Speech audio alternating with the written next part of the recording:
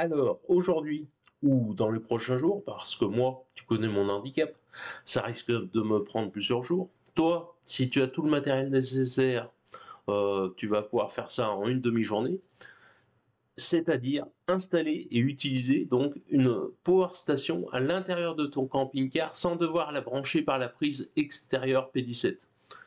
Donc, je te montre ça tout de suite. Dans cette configuration, tu vas pouvoir recharger ta power station lorsque tu roules sur la prise allume-cigare du porteur. Tu vas pouvoir recharger ta power station avec les panneaux solaires existants de ton camping-car en la branchant sur la prise allume-cigare de la cellule, qui elle-même est donc branchée sur la batterie de la cellule, qui elle-même est rechargée par les panneaux photovoltaïques de ton camping-car. Donc, tu vas pouvoir recharger ta power station avec les panneaux solaires de ton camping-car. Et tu vas pouvoir venir recharger ta power station en la branchant sur une des prises 220 volts de ta cellule, à l'aide de ce cordon-là, mis donc dans l'autre sens, à l'envers. Tu vas pouvoir venir donc recharger ta power station sur une prise 220 volts de la cellule, dans le cas où tu es bien sûr connecté au secteur, c'est-à-dire ou au camping ou chez toi, par la prise extérieure P17 de ton camping-car. Et là, il faudra sélectionner l'inverseur de source sur la position 1, qui sera donc la position secteur P17. Lorsque tu es en voyage et que tu n'as pas accès au secteur, tu vas venir te positionner ton inverseur de source en position 2, c'est-à-dire sur la prise C14, et là, en branchant donc le même câble que tu as utilisé pour recharger ta batterie, mais dans l'autre sens du coup, dans ce sens-là qui est affiché, c'est-à-dire C14 d'un côté et prise type F de ce côté, tu vas donc décharger ta power station en 220 volts sur le réseau de ton camping-car. Et là, donc, tu vas pouvoir alimenter tout ce qu'il y a dans ton camping-car en 220 volts, c'est-à-dire la climatisation, ta cafetière, tout ce que tu veux. Allez, maintenant, on passe à la pratique.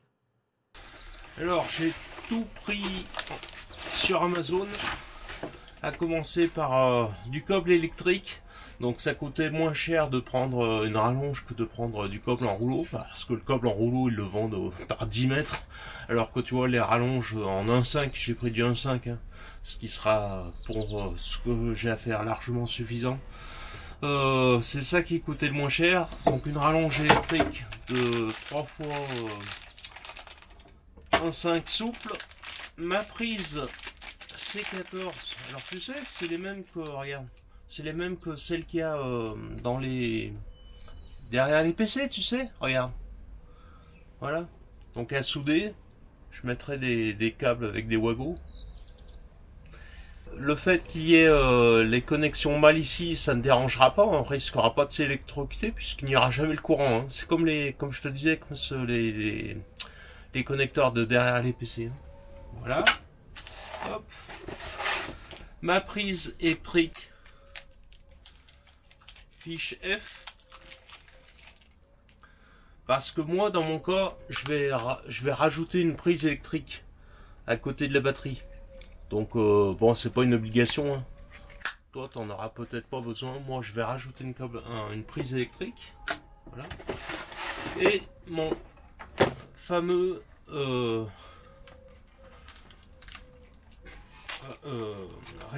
pas répartiteur, inverseur de source. Alors, je vais quand même le tester. On va le tester ensemble. Pour voir son fonctionnement.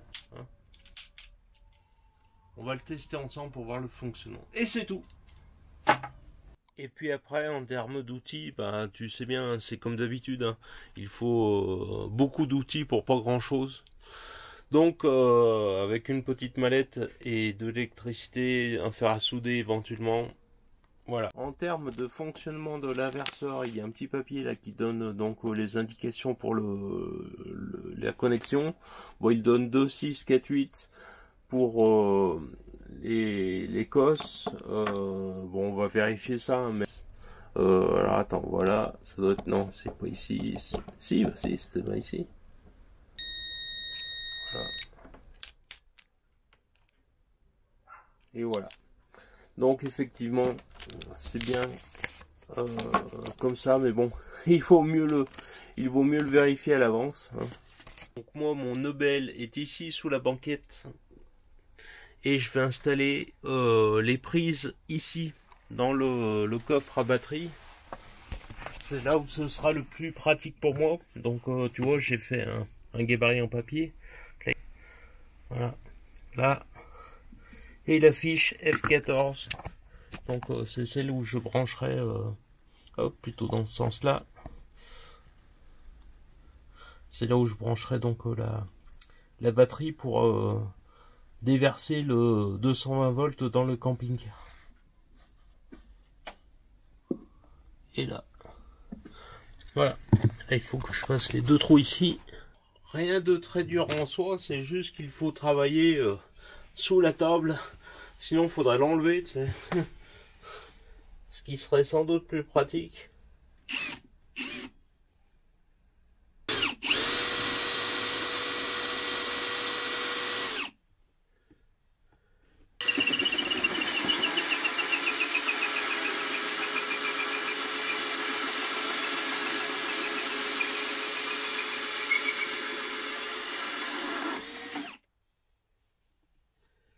Et voilà. Voilà. C'est bon. Et maintenant, on va faire le trou pour le C14.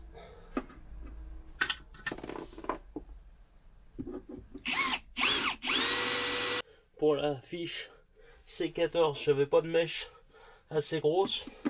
Alors, je suis obligé de limer un peu, tu vois.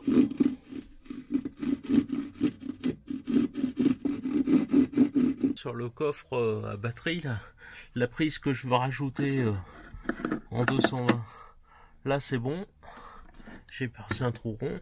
Par contre là la fiche C14 pour alimenter donc en 220 le camping-car, il va falloir que je lime de tout ça parce qu'elle est pas ronde, tu vois. Bon bah tu vois, ça va relativement assez vite, faut même faire attention parce que tu sais, comme c'est du bois du balsate d'aviation, là c'est ultra léger, on dirait du carton, ça se lime super vite. Du coup j'ai fini à la toute petite lime, tu vois, pour faire les angles. Et voilà, donc maintenant impeccable. Tac, voilà. Et celle-ci là,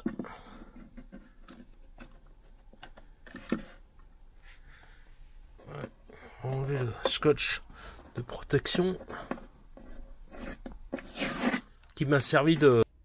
Sur cette prise la C14, je viens de faire des soudures parce que là je mettrai plutôt des wagons pour que ce soit démontable. Comme je te le disais, sur celui-là, sur cette prise C14 là, j'ai soudé des petits bouts de fil pour que ce soit démontable. Les brancher ici, ce sera plus facile que d'aller les brancher là-bas derrière. Alors, c'est comme ça.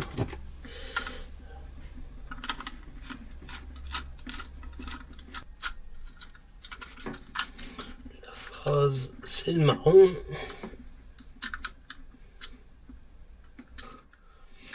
Même sur un circuit de camping-car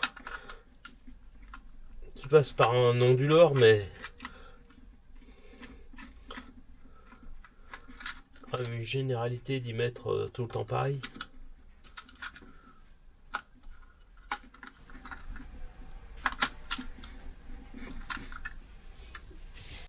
Alors celui-ci, la limite, toi tu le feras peut-être pas, hein. Moi c'est moi qui ai voulu rajouter une prise 220 ici, toi t'es pas obligé de la mettre.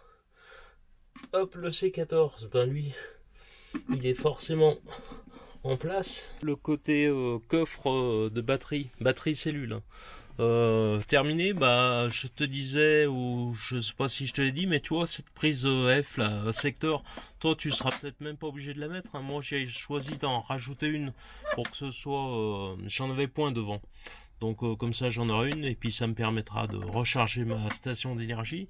Et puis ça, ben, c'est l'alimentation. Donc derrière, nous voilà donc derrière. Ça donc c'est le branchement de la fiche F1 220 volts. Là c'est branché dessus comme il se doit, hein, comme à la maison. Et puis donc ça c'est la fiche C14, tu vois, je t'avais montré, j'ai soudé des petits bouts de fil. Comme ça m'a permis de mettre des wagons. Ce qui me permettra de, un jour peut-être, de, je sais pas s'il y avait besoin de changer la prise ou de retirer des câbles, tu vois. Donc là c'est con, tu vois, j'ai oublié de repérer les fils avant de les tirer, donc bah c'est pas grave, je vais les repérer maintenant en Matrix, mais bon. Alors, celui-là, hop.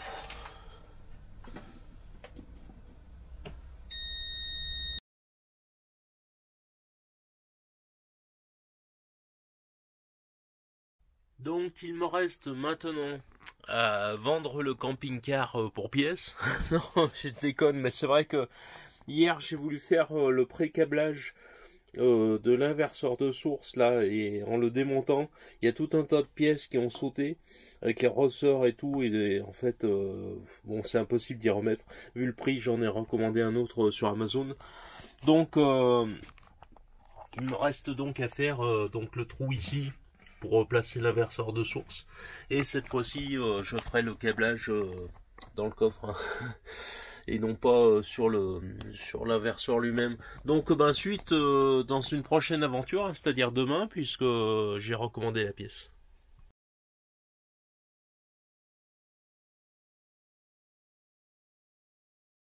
Bon alors, réception inverseur deuxième édition.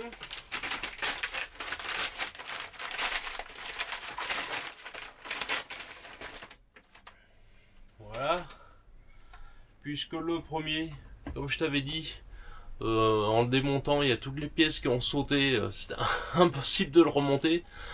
Je l'avais démonté parce que je voulais effectivement m'avancer, puis pré-câbler, tu vois, les câbles à l'extérieur. Mais là, bon, j'y ferai tout dans le coffre, hein, tant pis.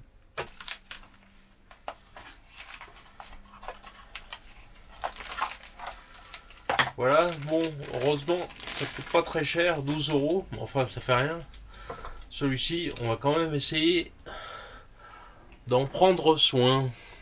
Du coup, c'est presque pas grave, puisque avec les pièces de l'autre là, j'ai récupéré en fait la platine. Voilà, parce qu'en fait, je te montrerai tout à l'heure, mais je vais pas le fixer sur de la tôle, hein, évidemment, je vais le fixer sur du bois. Alors je vais mettre des vis à bois. Du coup, il fallait que j'augmente l'épaisseur, tu vois.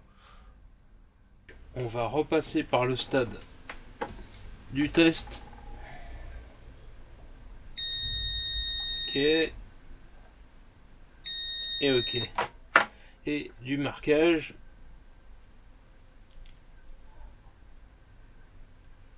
Voilà. Comme ça. On a repéré. Là, je vais faire de l'autre côté. Là, j'ai quand même préparé mes petits bouts de câble, mais je vais aller les mettre là-bas, sur place, même si je dois m'accroupir et me baisser dans tous les sens, c'est pas grave. Allez, on y va. Voilà, le trou pour l'inverseur de source est fait. Je l'ai fait à côté du disjoncteur général qui alimente donc la batterie. Derrière, eh bien, c'est là que je ferai les connexions pour l'inverseur de source.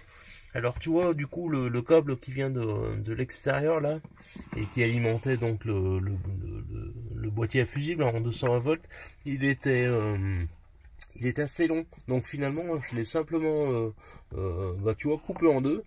Et puis avec donc le câble, le troisième, le C14 que j'ai rajouté, je vais les connecter tous les trois ici sur l'inverseur de source. Comme je te le disais, hein, je l'ai fixé avec des vis à bois, donc en semi incrustation. Je sais pas si on va bien voir. Tac, voilà. Et c'est là que je vais faire mon branchement.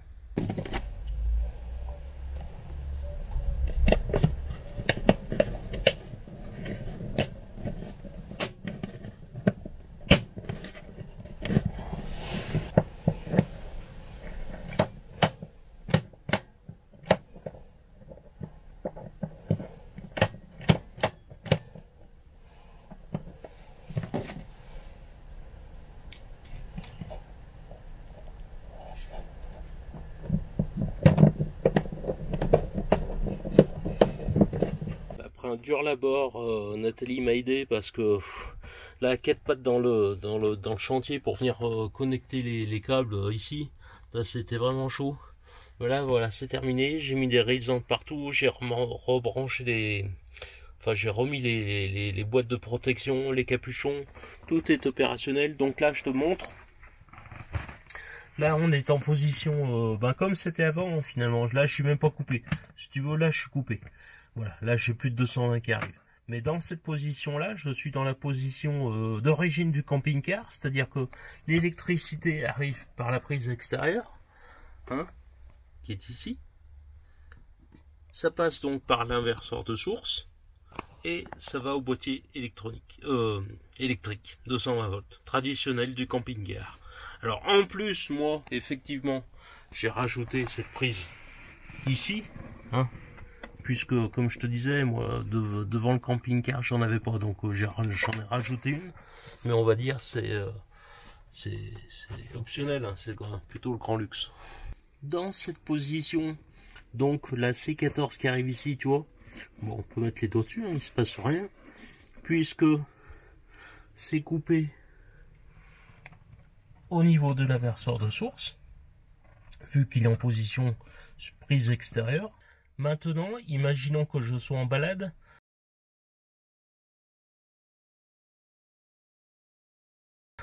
Regarde ça, je te montre en direct.